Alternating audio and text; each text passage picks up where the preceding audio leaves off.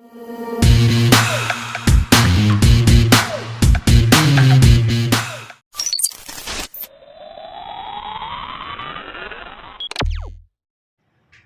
Friends, எல்லோரும் எப்படி இருக்கீங்க? நல்லா இருக்கீங்களா? சப்ஸ்கிரைப் பண்ணுங்கள் ஃப்ரெண்ட்ஸ். அப்படியே பக்கத்தில் இருக்க பெல் ஐக்கானை கிளிக் பண்ணுங்கள். எனக்கு ஒரு டிஃப்ரெண்ட்டான ஐட்டமாக முட்டைக்கோஸ் வச்சு சட்னி பண்ணலாங்க. இப்போ சட்னிக்கு ஒவ்வொரு பொருளாக வறுத்துக்கலாங்க. அதுக்காக பேன் எடுத்து வச்சுட்டு ஒரு 1/2 ஸ்பூன் போல் ஆயில் சேர்த்துக்கலாம். இப்போ நம்ம சேர்த்துருந்த எண்ணெயில் ஒரு 5 போல் வரமிளகா சேர்த்துக்கலாங்க. வரமிளகாவை நல்லா சிவக்க வறுத்துக்கலாங்க. வரமிளகா நல்லா வறுப்பட்டு சிவந்துருச்சுங்க. இப்போ அது கூடவே ஒரு வெங்காயத்தை சும்மா ரஃபாக கட் பண்ணி சேர்த்து நல்லா வதக்கிக்கலாங்க.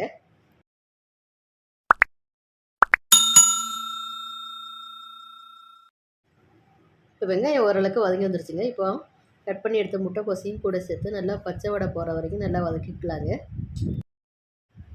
முட்டைக்கோசை சேர்த்துட்டு ஒரு 5 நிமிஷம் போல் நல்லா வதக்கி கொடுத்ததுக்கப்புறம் ஒரு சின்ன துண்டு இஞ்சியும் ஒரு 3 வெள்ளைப்பூடும் சேர்த்து வதக்கிக்கலாங்க.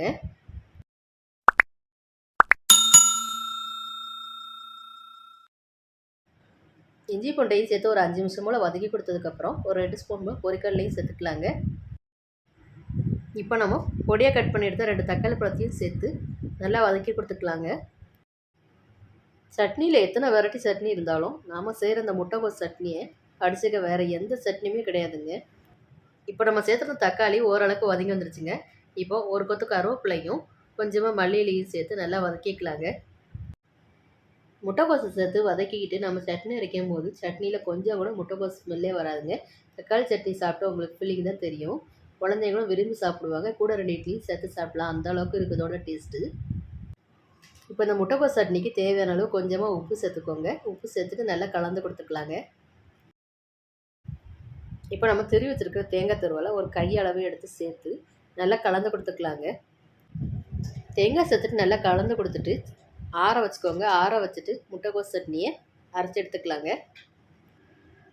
இப்போ நம்ம அரைச்சி எடுத்த முட்டைக்கோஸ் சட்னிக்கு ஒரு தாளிப்பு கொடுத்துக்கலாங்க. அதில் பேன் எடுத்து வச்சு நல்லா ஹீட் பண்ணிட்டு ஒரு ஸ்பூன் போல் ஆயில் சேர்த்துக்கலாம்.